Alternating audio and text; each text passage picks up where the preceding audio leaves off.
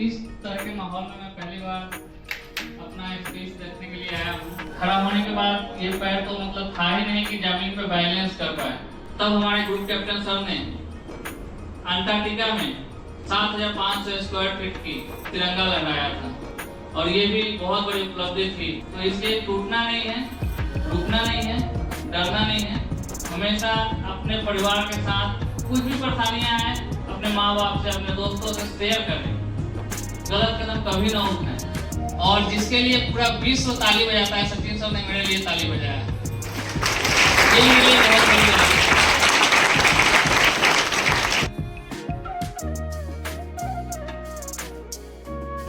A brief introduction of one of his greatest achievements is Mr. Uday Kumar, a 35-year-old individual, has etched his name in history through his awe-inspiring ascent of Mountain Greenock, standing tall at. It also breaks barriers and sets new standards of inclusivity and courage. The expedition, organized by the renowned Himalayan Mountaineering Institute (HMI) in Darjeeling, was more than just a climb. It was a testament to the power of the human spirit, spearheaded and conceptualized by Group Captain Jay Kishan, Principal of HMI, focusing on empowering individuals with disabilities under the banners of Mera Yuva Bharat and Divyajan Camp. From March 5th to March 18, 2024, Mr. Kumar embarked on a journey that defied the odds stacked against him, scaling treacherous slopes and facing unpredictable weather conditions. He persevered, inching closer to his goal with each step. The path to success was fraught with challenges that tested Mr. Kumar's resolve to the core.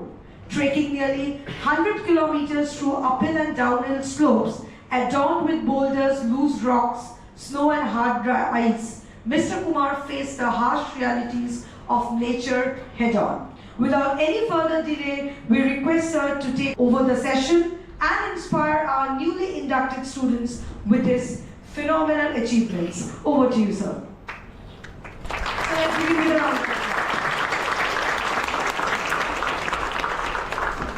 इस तरह के माहौल में मैं पहली बार अपना speech देखने के लिए आया हूँ और मैं चाहूँगा कि हिंदी में ही बात करूँ तो सभी को कंफर्ट होगा। Yes, sir. क्योंकि ट्रैफिक में इतना जाम लगा हुआ था कि आने में थोड़ा लेट हो गया, तो उसके लिए सॉरी। और मैम जितना बताएं उतना सच में मैं खुद के बारे में नहीं जानता था। मैं भी पहले आप लोगों जैसा आम इंसान हुआ करता था और मैं एक्चुअली बिहार से बिलोंग करता हूँ। यहाँ कोलकाता में मैं रहता हूँ। ये घटना 29 अक्टूबर 2015 की है और मैं मतलब उस घटना के बाद गीता में एक वर्ड लिखा गया है कि जो हुआ अच्छा हुआ, जो हो रहा है अच्छा हो रहा है, जो होगा इससे भी अच्छा होगा। मैं गांव गया हुआ था दुर्गा पूजा की छुट्टियों में। वहां से लौटते वक्त मैं ट्रेन के बेसिंग में अपना मुंह धो रहा था। सुबह के लगभग 3:30-4 बज रहे थे और बेसिंग से इतना पानी ओवरफ्लो हो रहा था, फ्लो में पानी जमा हुआ था और पैर मेरा कैसे स्लिप कर गया और मैं ट्रेन के बाहर गिर गया, मुझे खुद नहीं पता। फिर जब मेरे को होश आया तो मैं देख रहा हूँ कि मैं ट्रेन के रॉड पकड़ को मैं झूल रहा हूँ। तब तक ट्रेन प्लेटफॉर्म के बीच जा चुकी है और मैं ट्रेन और प्लेटफॉर्म के बीच में जो गैप होता है उस गैप में फंसा हुआ हूँ और ट्रेन अपने रफ्तार में चल रही। ट्रेन का और हवा का इतना ज्यादा प्रेशर था कि खुद को संभालने का मौका नहीं मिल रहा था। अगर मैं हाथ छोड़ दूं तो सीधा ट्रैक और चक्के के बीच में आ जाता। उस समय मुझे यही फीलिंग्स हो रहा था कि मुझे अपने आप को संभाल के रखना है जब तक ट्रेन प्लेटफॉर्म से बाहर नहीं निकल जाती है। जैसे ही ट्रेन प्लेटफॉर्म के बाहर निकली, मैं अपना हाथ छोड़ा और नीचे गिरा। गिरने के बाद मेरा सर फट गया। कुछ पत्थर मेरे स्पाइनल में लगा, उसके लगने के कारण मेरा स्पाइनल टूट गया। तब तक मुझे पता नहीं था कि मेरा पैर एकदम से टूट गया है, एकदम से खत्म हो गया है, एकदम से कट गया है। मेरे को अंदाजा नहीं। जब कोई भी एक्सीडेंट होता है साइकिल से, बाइक से, कोई भी, तो एक आम इंसान करता क्या है? हड़बड़ा के अपने को बैलेंस करने की कोशिश करता है कि अपने को संभालूं। मैं भी वही किया। हड़बड़ाहट में खड़ा हुआ। खड़ा होने के बाद ये पैर तो मतलब था ही नहीं कि जमीन पे बैलेंस कर पाए। मैं अपना स्टेप आगे बढ़ाया, मैं गिर गया। तब मेरे को रियलाइज हो कि नीचे क्या है, मैं गिर कैसे गया। मैं नीचे देखा तो अचानक से मतलब शॉक हो गया, ये क्या हुआ। नीचे देख रहा हूँ तो मतलब इतने तगड़े ब्लीडिंग्स हो रहे थे कि मैं देख के मतलब एकदम से मतलब पकड़ रहा हूँ तो ब्लीडिंग रुक नहीं रहा है। अब तो वहां से चलने का हिम्मत ही खत्म हो चुका था मेरा। फिर धीरे धीरे हाथ के सहारे में प्लेटफॉर्म के ऊपर गया और इतना मेरे को अंदाजा था कि अगर बेहोश हुआ तो फिर कोई हॉस्पिटल तक पहुंचाने वाला नहीं है। उस समय सुबह के 4 बज रहे थे। मैं अपना हाथ जोर जोर से जमीन में पटकता रहा कि मेरे को कोई हॉस्पिटल ले चले।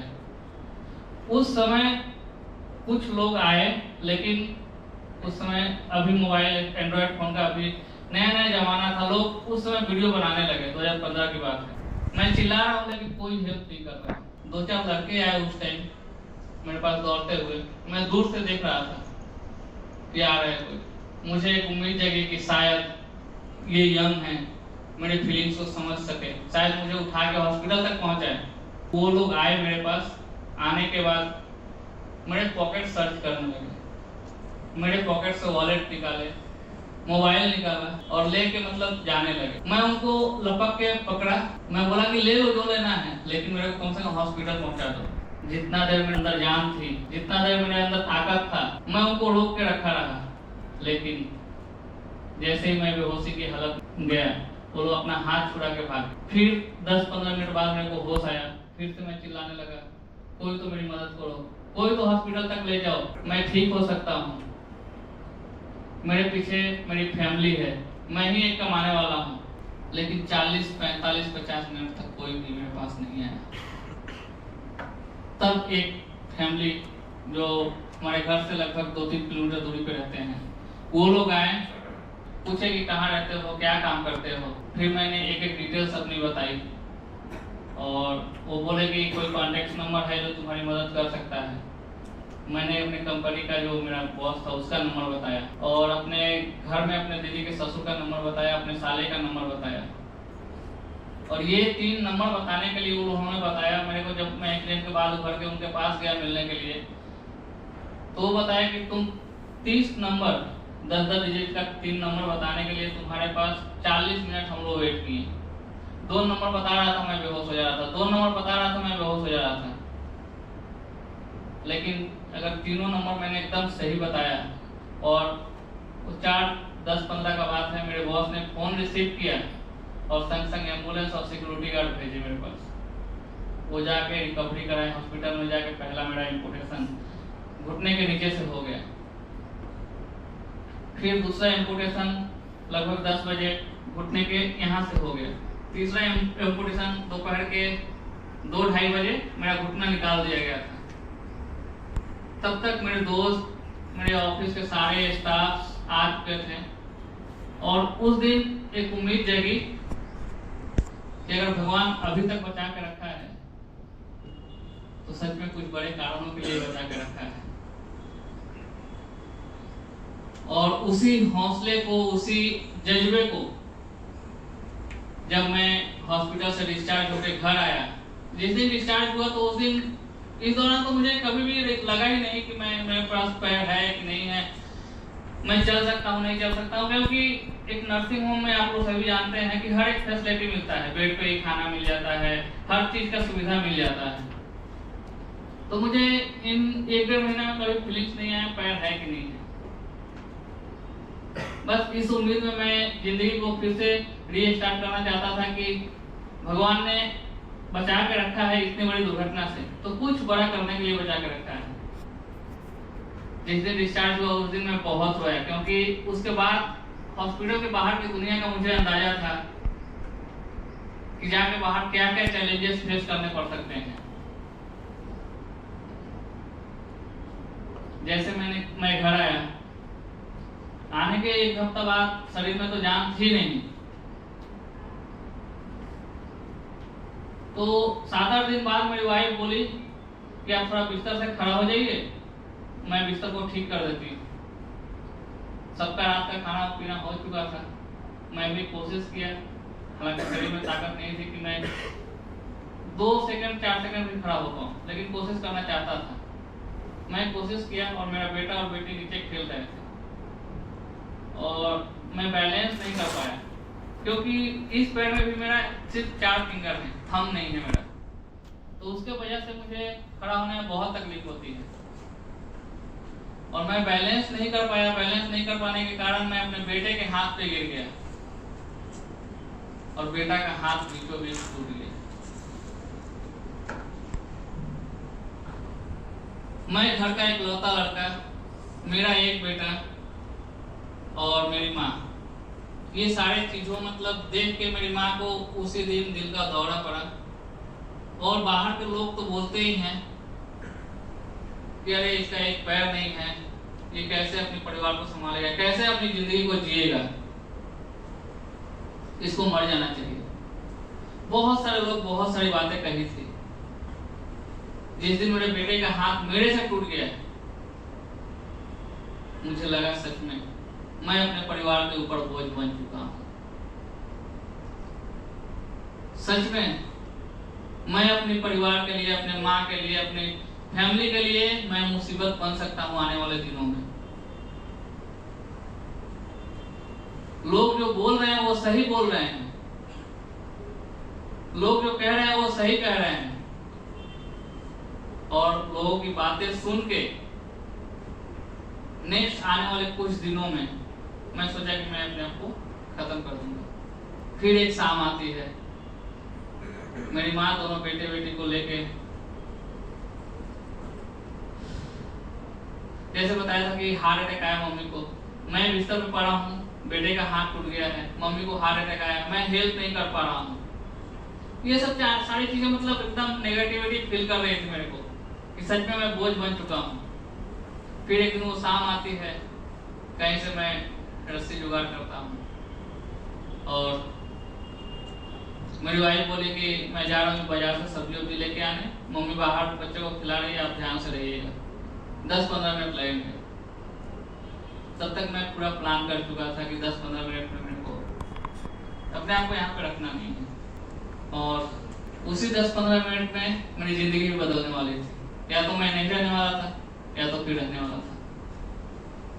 मैं पूरा मतलब रस्सी झूला उला के, एक्चुअली आप लोगों से नहीं कहना चाहिए, लेकिन जो रियलिटी है अगर नहीं बताऊंगा तो आप लोगों को भी पता नहीं चलेगा। फिर मैं जैसे ही मतलब अपने बिस्तर से खड़ा होने की कोशिश किया, तब तक मेरा लड़का आ गया। उसको समझ नहीं थी कि ये झूला क्या होता है, फंदा क्या होता है। उसको 2-3 साल का बच्चा, 3 साल का बच्चा क्या समझता है, वो समझ रहा था कि शायद झूला लगा रहे हैं। उसके मुंह से निकला, पापा ये झूला क्यों लगा रहे हैं। जब घर में आप लोग छोटी मोटी मतलब चोरियां या कुछ भी की होगी, सडनली कोई गार्जियन है, कोई भी सामने आ जाता है तो आदमी हड़बड़ा जैसा जाता है ना, कह रहे मुझको देख लिया। वैसे ही मेरे को फीलिंग्स आई कि मेरी चोरी पकड़ी गई। मैं सच में उस दिन अजीब सा फील कर रहा था। एक तो मेरे पिता नहीं थे, एक मेरी दीदी के हस्बैंड भी 2012 में गुजर चुके थे, मेरा एक्सीडेंट 15 में हुआ था, मेरी दीदी के 2 बच्चे। मैं समझ सकता था कि एक फादर, एक जीजा का ना होना कैसे फील आदमी कर सकता है। और जैसे मेरे बेटे ने क्वेश्चन किया, पापा झूला क्यों लगा रहे हैं, मैं सहम सा गया कि जो मैं फील कर रहा हूँ, जो मेरे भांजे फील कर रहे हैं, वही चीज मैं अपने बच्चों को देने जा रहा हूँ। कम से कम हूँ तो देख पा रहा हूँ, समझ पा रहा हूँ, समझा पा रहा हूँ। अगर वो चंद सेकेंड देरी होता तो शायद मैं आज आप लोगों के सामने नहीं होता। और उसी दिन से मैं मतलब अपने बेटे को देख के सामने रोना आ रहा था मुझे। और फिर से वो जो 5-7 मिनट थे, फटाफट मैंने रस्सी खोली और उसी दिन कसम खाई कि मैं, उस समय इंटरनेट का जमाना नहीं था, और मैंने अपने आप को प्रॉमिस किया कि मैं अपने आप को इतना अच्छा बनाऊंगा कि लोग मेरे बारे में मेरी कहानियां पढ़ेंगे, लोग मेरे बारे में सुनेंगे कि मैं कैसे जीरो से फिर से स्टार्ट किया और आज यहाँ तक पहुंचा। मेरे पास आर्टिफिशियल पैर भी नहीं था, फिर मैं टूल के सहारे ग्राउंड तक पहुंचा। मैं पहले बहुत एक अच्छा योगा करता था और उसी योगा के सहारे मैंने धीरे धीरे ग्राउंड तक पहुंचा। नेक्स्ट कुछ दिनों में मैंने प्लास्टिक के आर्टिफिशियल पैर लगवाए और वो जज्बा और वो पैर लगा के चलने का स्टाइल देख के मेरे ऑफिस के सारे लोग बोले कि नहीं, इसको सच में एक अच्छे आर्टिफिशियल पैर की जरूरत है। फिर ऑफिस के हर एक स्टाफ ने मेरी मदद की और 2,80,000 के पहली बार जिंदगी में मैंने पैर लगवाया। तब एक जाके सपना मैंने देखने चालू किया कि इतना महंगा पैर है तो क्यों ना इससे कुछ अच्छा किया जाए। और 5 किलोमीटर मैराथन यही सॉर्ले में मैंने पहली बार रनिंग किया 2018 में। और उस 5 किलोमीटर रनिंग करने के दौरान मुझे बहुत अच्छा लगा कि मैं एक चैलेंजिंग भरी दुनिया से निकल के आज फिर से आम जिंदगी में वापस आ रहा हूँ। और आने के बाद उस दिन से मैंने कभी पीछे मुड़ के देखा नहीं, एक के बाद एक मैराथन करते गया और आज 11 राज्यों में सबसे लंबा 21 किलोमीटर का मैराथन मैंने दौड़ा है, वो भी 4 घंटों में, जो कि हमारे भारत के किसी भी दिव्यांग ने नहीं किया है। और मैंने इंडिया बुक ऑफ रिकॉर्ड में अपना नाम दर्ज करवाया।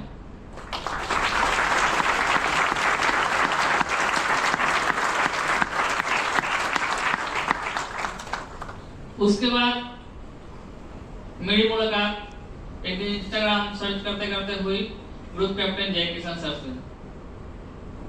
उनका एक पोस्ट देखा था मैं, जो कि दार्जिलिंग इंडियन एयरफोर्स से हैं और दार्जिलिंग HMI के प्रिंसिपल हैं। फिर मैंने उनको सडनली मेल किया कि सर मुझे पर्वतारोहण सीखना है। उन्होंने रिप्लाई किया कि लगभग 30-40 हज़ार रुपये खर्चे हैं, आप आ जाओ। मैं उनको रिप्लाई किया कि सर मैं 8,000-9,000 कमाने वाला इंसान इतनी बड़ी रकम नहीं कर पाऊंगा। फिर बोले कि ठीक है, आके मिलो, मैं देखता हूँ। जैसे उनका मेल आया, आके मिलो मैं देखता हूँ, मैं उसी दिन सुबह 10 बजे के लगभग मेल आया, मैं दोपहर को 2 बजे ट्रेन पकड़ लिया और दार्जिलिंग पहुंच गया। और ये जज्बा देख के उनको भी लगा कि शायद मैं कुछ कर सकता हूँ और उन्होंने टोटल फीस मेरी माफ कर दी माउंटेनिंग की, और जितने चीज इक्विपमेंट चाहिए थे सारे उन्होंने प्रोवाइड किए। मैं वहाँ पे लगभग 8-10 दिनों की ट्रेनिंग किया, लेकिन उनको लगा कि शायद मैं अभी फिजिकली उतना मेंटली फिट नहीं हूँ कि मैं रैनॉक पे HMI बस कैंप कंचनजंगा सबमिट कर सकता हूँ। उन्होंने बोला कि जाओ फिर से और मेहनत करके आओ, फिर देखते हैं। लास्ट ईयर में एडवेंचर कोर्स जो कि 15 दिनों का होता है, धोत्रे दार्जिलिंग में एक जगह है, वहां से स्टार्ट करके 120 किलोमीटर का ट्रैक होता है 10 kg वेट के साथ, वो मैंने कंप्लीट किया 15 दिन का कोर्स। और 12,000 फीट पहली बार मैं संदकपुर पहुंचा और पहुंच के बहुत ही अच्छा लगा। और वहां से उम्मीद जगी कि शायद मैं पर्वतारोहण के क्षेत्र में लिए कुछ करने के लिए मैं बना। और फिर से इसी ईयर मार्च में मैंने 16,500 फीट कंचनजंगा रैनॉक सबमिट किया।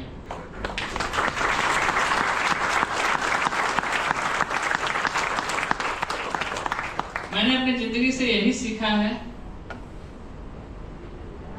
स्टार्टिंग में ही एक लाइन बोला था, जो हुआ अच्छा हुआ, जो हो रहा है अच्छा हो रहा है, जो होगा इससे भी अच्छा होगा।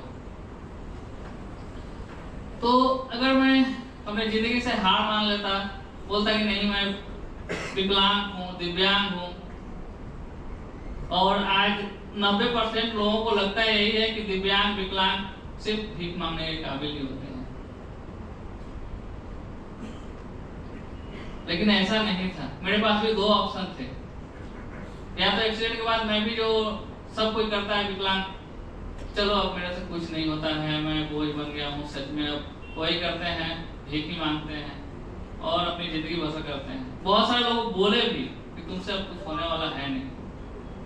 बहुत सारे कंपनियों में मैंने इंटरव्यूज दिए, जॉब के लिए बहुत लोगों के रिक्वेस्ट किया, बहुत बड़े बड़े कंपनियों में मेल किए, लेकिन कोई रिस्पांस नहीं आया। हाँ देखते हैं, हाँ करते हैं, क्योंकि लोगों को मेरे जज्बे दिखाई नहीं दे रहे थे, मेरा विकलांगता पहले दिखाई दे रहा था।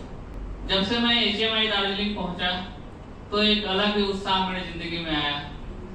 ग्रुप कैप्टन जय किशन सर का और वहाँ का हर एक इंस्ट्रक्टर सभी का इतना सारा सपोर्ट मिला मेरे को कि आज मैं अफ्रीका की सबसे ऊंची चोटी किलिमंजारो सबमिट करने के लिए जा रहा हूँ।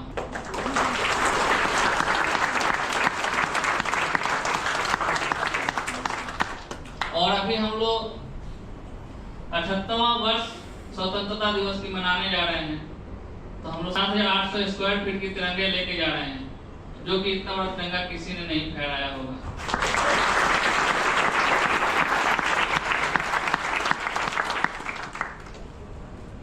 जब आजादी का अमृत महोत्सव आप लोगों ने सुना होगा, उस समय हम लोग 75 वर्ष सेलिब्रेट कर रहे थे। तब हमारे ग्रुप कैप्टन सर ने अंटार्कटिका में 7,500 स्क्वायर फीट की तिरंगा लहराया था, और ये भी बहुत बड़ी उपलब्धि थी जिसका सराहना हमारे राष्ट्रपति जी, हमारे प्रधानमंत्री जी, रक्षा मंत्री जी ने किया। क्योंकि 7,500 स्क्वायर फीट का तिरंगा लेके पहुंचना अंटार्कटिका, जो कि -40 डिग्री टेम्परेचर में होता है, वहां पे लहराना बहुत डिफिकल्ट काम था। और आज हम लोग उससे भी बड़ा तिरंगा लेके जा रहे हैं। ये मुझे गर्व की बात है, फख्र की बात है। ग्रुप कैप्टन जय किशन सर ने मेरे को सपोर्ट किया और आज इस मुहिम में जोड़े। तो आप लोगों से कोई क्वेश्चन होगी, कुछ भी हुआ तो पूछ सकते हैं। और आज 75 मैराथनों में मैंने भाग लेके अपने भारत का नाम रोशन किया है, अपने राज्य का नाम रोशन किया है। आप लोगों से यही रिक्वेस्ट होगी कि जो भी करना है मन से करिए। फेल हो जाना, हार जाना, टूट जाना, ये कुछ भी नहीं होता है। आप जहां हैं वहीं से स्टार्ट कर सकते हैं फिर से। इसलिए कभी निराशा है तो घबराइए नहीं, फिर से शांति से अच्छे ढंग से उसको सोचिए, क्यों हुआ, कैसे हुआ, क्या करने के लिए हुआ। हो सकता है कुछ बेटर प्लान हो। तो इसलिए टूटना नहीं है, रुकना नहीं है, डरना नहीं है। हमेशा अपने परिवार के साथ कुछ भी परेशानियां आए, अपने माँ बाप से, अपने दोस्तों से शेयर करें। गलत कदम कभी ना उठाएं, क्योंकि बातें करने से समस्या का समाधान निकलता है। सर, मेरा नाम सौरभ राज है, मैं भी बिहार से हूँ। और मैं बचपन से सुनते आ रहा हूँ कि बहुत ही एक पुराना कहावत है कि एक बिहारी 100 पे भारी। बट आप एक बिहारी 100 पे भारी नहीं, आप लाखों पे भारी हैं सर। मुझे ये नहीं बोलना। आज का दिन बहुत स्पेशल है। मैं 4 साल इसको याद रखूंगा सर, थ्रू आउट जो मेरी जर्नी है 4 साल। काफी मोटिवेटिंग है सर मेरे लिए। Thank you for coming sir, thank you so much. Thank you. सवाल तो कुछ हो नहीं सकता सर, आपको श्रद्धा एवं इतने सारे चिल्ड्रन के सामने आपने शेयर किया, ये हमारा भाग्य है।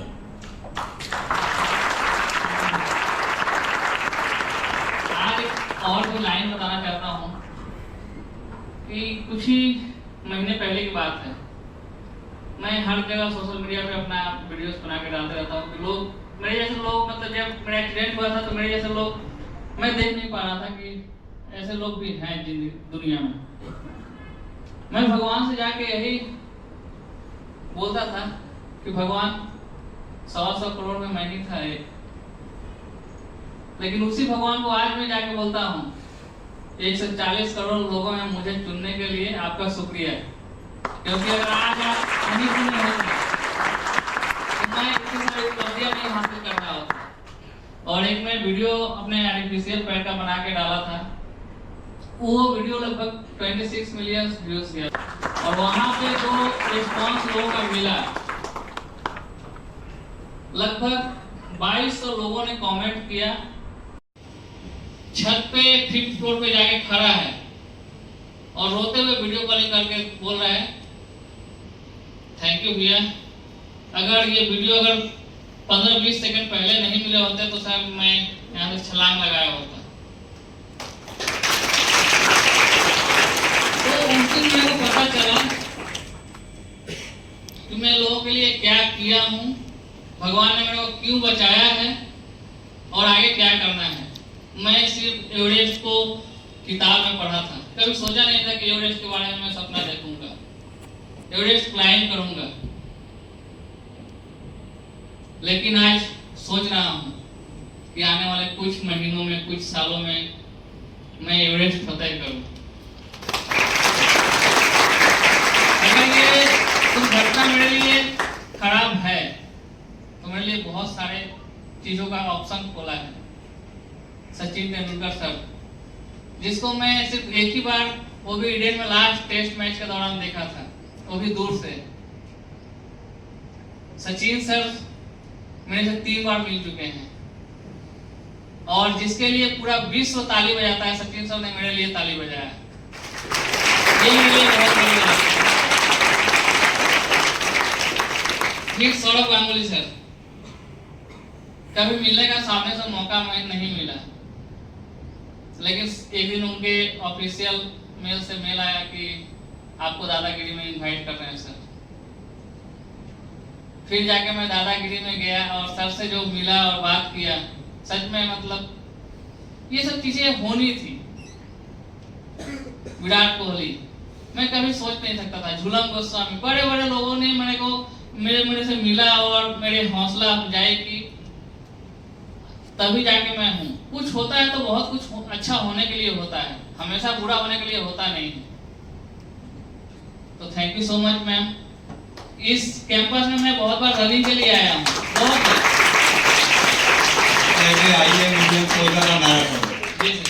बहुत बार रनिंग के लिए आया हूँ और ये गोदरेज वाटर साइड पार्क हर साल 2-3 बार तो आता ही हूँ दौड़ने के लिए। और आज इस टाइप से आऊंगा मेरे को कभी उम्मीद नहीं थी। बहुत अच्छा लगा आप लोगों से मिलके। आप लोग मन से पढ़ाई करिए, दिल से पढ़ाई करिए, अपने माता पिता का, अपने देश का, अपने राज्य का नाम रोशन करिए और आगे बढ़िए।